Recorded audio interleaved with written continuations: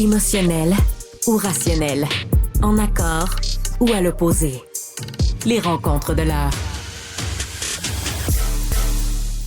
C'est le moment de la rencontre avec notre collaborateur Nick Payne. On va parler de ce qui se passe au Royaume-Uni. Il y a des émeutes, il y a eu des violences urbaines, des manifestations qui ont littéralement dégénéré là-bas. Et il y a le premier ministre qui a évoqué la répression des discours haineux, notamment sur Internet. Est-ce que c'est une boîte de Pandore? On va en parler dans un instant. Mais avant tout, on va revenir sur cette salle de contemplation ou salle de prière, on ne sait pas trop, à la gare Via-Rail d'Ottawa. Ça fait réagir. Bonjour, Nick. Bonjour, Karima. Remontons il y a un peu plus d'un an, en mars 2023. Un homme, semble-t-il, priait dans un corridor de cette gare. Et il est interpellé ensuite par un garde de sécurité. Après, si je comprends bien sa prière, et le garde lui dit « On ne veut pas de ça ici, vous irez prier dehors, vous dérangez les gens. » L'altercation verbale, disons, modérée, là, c'est pas des gens qui hurlent quand même, il n'y a pas de violence, de propos. C'est un gardien qui parle fermement à quelqu'un en lui demandant « Allez faire ça ailleurs. » Hein? Et alors, on peut apprécier ou ne pas apprécier la méthode, mais bon, c'est comme ça que ça s'est produit. C'est filmé, donc, par un collègue, semble-t-il, de cet homme, et ça devient viral sur les réseaux sociaux. Le Conseil canadien ou des musulmans canadiens, notamment, relaie cette vidéo et va la commenter d'ailleurs par après. Et donc, un an plus tard, Amira El-Gawabi, la représentante spéciale du Canada chargée de la lutte contre l'islamophobie, c'est ça exactement son titre, elle nous annonce que Via Rail, comme tu viens de le dire, a installé alors c'est officiellement un espace de contemplation dans la gare de Via à Ottawa, qui est bien sûr ouvert à tous ceux qui pourraient avoir besoin ou désirer se recueillir, prier. Alors bien sûr, hein, les chrétiens, les bouddhistes, je ne sais qui, les musulmans, on s'en doute bien, surtout que il faut enlever ses souliers pour rentrer dans la pièce, et aussi, il y a pas de banc. Hein? As-tu vu beaucoup de chrétiens, toi, prier par terre? Je ne m'y connais pas particulièrement dans la multitude des religions, mais on sent bien ici qu'il y a une forme de, de proximité davantage peut-être avec la tradition musulmane ou islamique. Mais je n'irai pas plus loin. Peut-être que je me trompe. Toujours est-il que ce fameux espace de contemplation est célébré par Madame El-Gawabi comme étant une victoire, ce sont ses mots, hein, de la diversité, de l'équité et de l'inclusion.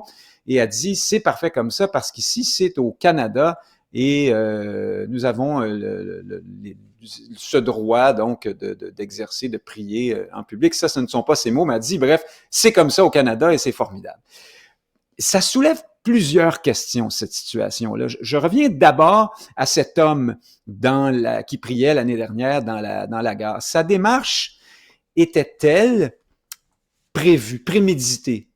Concerté. Et là, j'entends déjà les dénégateurs habituels rire, se moquer de moi. Non, mais et ça, dire, ça peut se poser comme question, tout à fait. C'est pas. Ça se pose je veux dire, question ça arrive qu'on filme des choses parce qu'on veut aussi. Je dis pas que c'est ce qui est arrivé, mais je veux dire, il y a plusieurs situations aussi où on filme des choses. On veut susciter un débat public sur une chose. Je dis pas que c'est ce qui est arrivé là-bas, mais oui, il y a des gens qui se posent ces questions-là aussi. Oui, c'est ça. Oui, ça s'est vu, notamment dans le cas de revendication. Et nonobstant, exemple, ce n'est pas ça. Bon, ça arrive que des situations sont filmées. Je veux dire, aujourd'hui, quand il y a toutes sortes de situations là, sur les routes, sur quoi que ce soit, c'est filmé. Donc, on peut s'attendre qu'il y ait des réactions après. Et ensuite, quand on décide de filmer, c'est une chose. Mais quand on décide de partager après dans l'espace public ce qu'on a filmé, il y a aussi une autre marge, dans quel but on le fait. Vous pouvez filmer, vous faites une situation, je vais filmer la patente. Tu sais, là, je sais pas, là, il arrive un incident sur une route, il arrive n'importe quoi, vous décidez de le filmer. Quand vous décidez de le partager après, c'est comme l'autre étape de plus. Oui. Ben, j'ajoute qu'en 2023, on l'a peut-être oublié, mais il y avait une espèce de vague de revendications par des musulmans pour prier. Dans les écoles aussi, c'était arrivé. Puis on s'était aperçu que dans plusieurs pays occidentaux, il y a des gens qui se demandaient, tiens, mais est-ce que c'est concerté? Est-ce que c'est organisé? Et là, on se moquait d'eux, mais on réalisait que ça se passait partout en même temps. Alors, ça peut être aussi un effet de mode, ça peut être l'air du temps, mais c'est peut-être, dans une certaine mesure, aussi voulu et organisé. D'ailleurs, le Conseil des musulmans canadiens était en contact avec ce monsieur.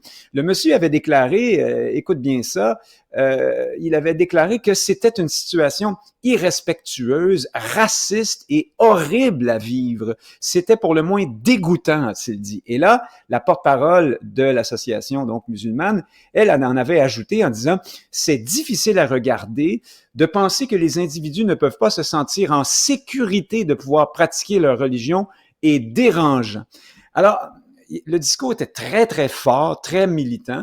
Et un an plus tard, ben voilà, on a cet espace de contemplation. Deuxième question que tout ça pose, c'est le religieux, la manifestation religieuse, l'exercice, la pratique religieuse, ont-ils leur place dans l'espace public? Ben, dans l'état actuel du droit, la réponse est oui. Est-ce qu'on veut d'un pays où tout ça serait formellement interdit? J'imagine que non. Cependant, tous les droits ne sont pas absolus.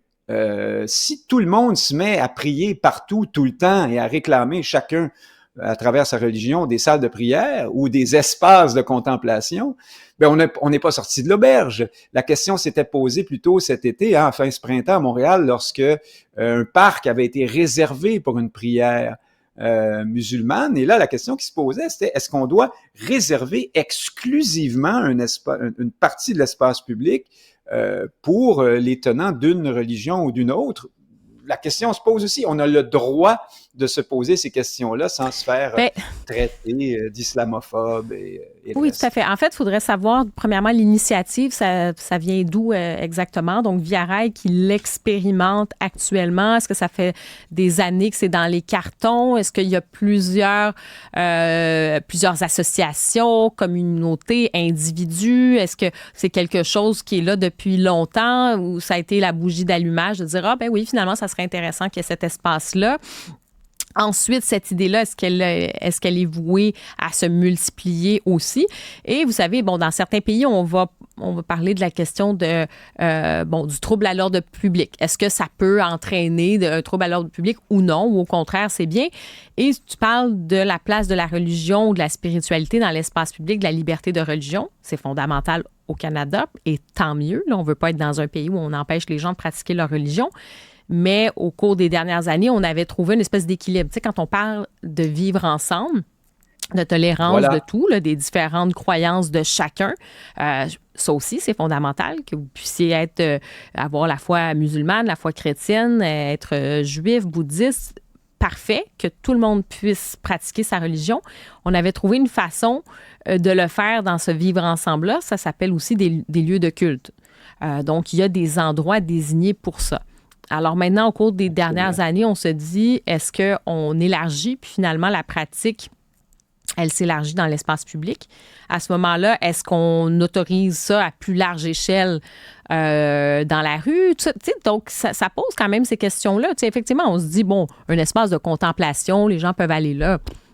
Il n'y a pas de quoi, il y a pas nécessairement de quoi fouetter un chat, comme on dit, mais c'est sur le principe. Et effectivement, quand tu ouvres le principe, jusqu'où tu l'étends et dans quelles circonstances. C'est pour ça que ça fait réagir aussi, je pense. Ben oui, puis ce que tu viens de dire soulève la question de l'islam. Cette religion-là fait-elle l'objet d'une attention ou d'un traitement différencié par rapport aux autres? Et derrière cette question se pose celle de l'islamophobie, évidemment. Il y a une réponse à ça qui va de soi, me semble-t-il, qu'on escamote un peu trop souvent. C'est que c'est cette religion-là qui est actuellement très revendicatrice, très conquérante, ou enfin, je devrais dire, certains tenants de cette religion, pour être plus clair. Et donc, c'est bien normal que ce soit à propos de celle-là qu'on réfléchisse, c'est que parfois, on trouve que ça va un peu trop loin. On a le droit de penser ça aussi. Ceux qui ne sont pas croyants ou qui ne sont pas de cette confession-là peuvent aussi critiquer ou remarquer ou s'exprimer sur ces revendications.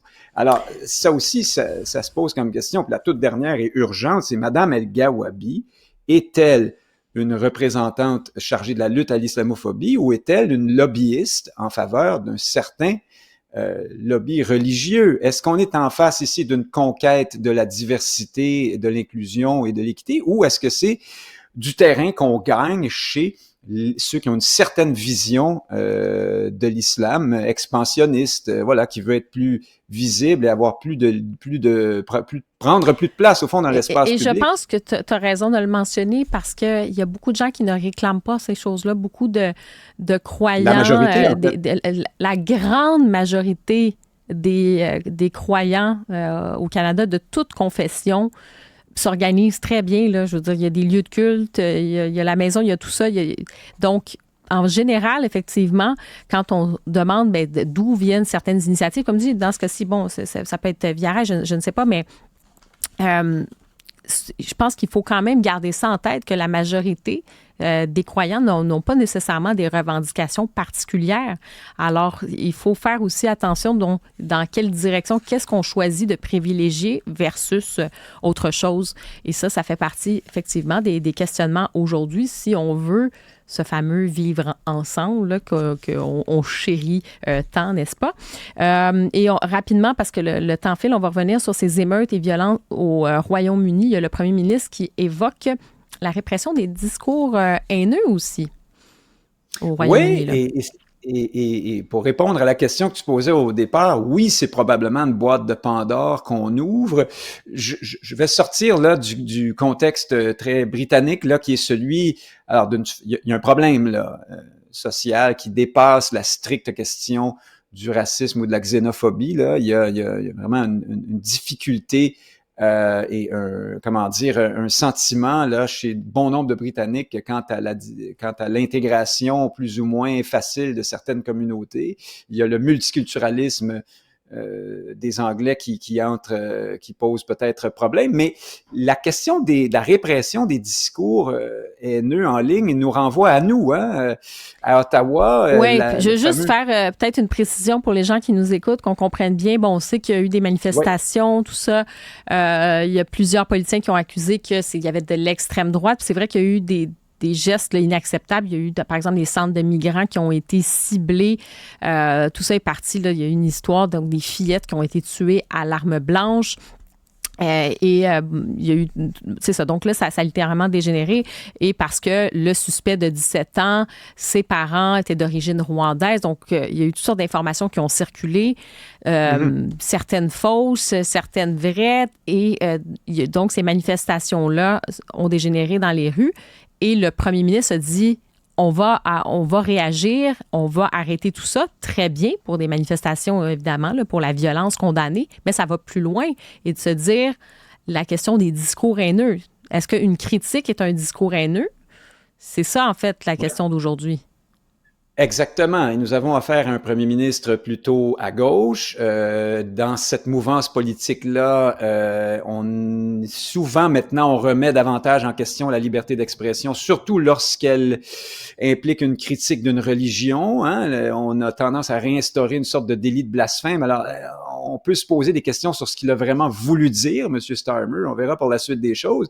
Et après, ce que tu viens de dire est très important. Là. Je n'ai aucune idée. Peut-être qu'on ne peut pas passer de l'événement tragique qui s'est produit là-bas à une critique de l'immigration. C'est peut-être un lien qui était totalement inapproprié, je n'en disconviens pas, mais en tout cas, l'événement a soulevé donc des troubles qui, eux, mettent en lumière là, oui, ça a comme dépassé finalement, c'est comme je disais, il y avait la bougie d'allumage, mais ça a comme dépassé ça, puis ça fait remonter des fractures profondes au sein de la société, là. Et c'est ça qui est extrêmement troublant, puis de voir qu'il y a eu cette espèce de traînée de violence, comme tu dis, qui n'a plus nécessairement rapport avec, en fait, qui n'a plus de rapport avec l'événement comme tel, mais le gouvernement est face à ça. Non, c'est ça. Puis on a vu aussi, il n'y a pas seulement l'extrême droite, il y a des manifestations plus populaires qui ont eu lieu. Il y a eu aussi des manifestations d'espèces de milices musulmanes qui voulaient se défendre comme communauté. Alors on voit bien ici toute la difficulté du communautarisme et du multiculturalisme. Et puis tout ça est une escalade qui a toujours les mêmes, qui fonctionne toujours avec les mêmes ingrédients, c'est-à-dire d'une part le sentiment de la population, d'autre part une certaine élite qui refuse de prendre acte, hein, qui va toujours chercher la bébite raciste et xénophobe plutôt que d'admettre qu'il y a peut-être là des difficultés d'intégration auxquelles il faut s'intéresser. Ça pose problème aussi. Et c'est dans ce contexte-là donc que le premier ministre dit you will experience the full force of the law. Hein? La loi va se charger de vous dans toute sa puissance, a-t-il dit à ceux qui faisaient des troubles. C'est très bien, hein? Il faut en finir avec les émeutes. Il faut le faire, mais évidemment, c'est important. Là, tu as les discours en ligne. C'est ça. C'est important, alors, mais en terminant, parce que là, on n'a plus de temps. Si tu veux, bref, on pourra en revenir demain, mais c'est ça, parce que tu dis, oui, on peut condamner et on doit condamner les violences. Oui, on doit réprimander ça, c'est-à-dire ceux qui commettent des actes violents doivent être punis, mais sur la question des discours haineux, attention, finalement, de ne pas tout mettre dans le même panier, en gros. Comment les définit-on? C'est ça. C'est ça la question, au fond. Oui. Entre une critique et un discours haineux. Il y a un vrai discours haineux et on sait que la ligne se franchit assez allègrement ces années-ci entre les deux. Plusieurs lobbyistes, plusieurs militants assimilent une critique à du discours haineux. Alors. Intéressant, on aura l'occasion de s'en reparler. Nick Payne, merci beaucoup. À demain.